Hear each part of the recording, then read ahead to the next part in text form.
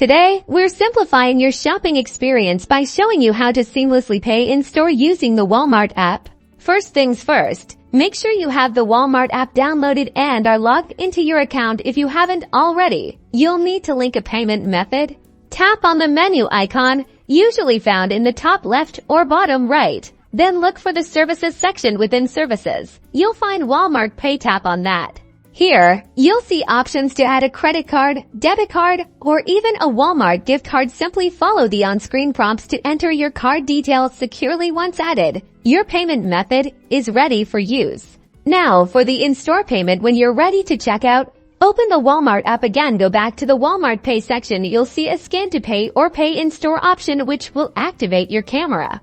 Simply hold your phone's camera up to the QR code displayed at the self-checkout kiosk or on the payment terminal at a cashier lane. The app will automatically read the code, and your selected payment method will be charged. You'll then receive an instant confirmation on your screen.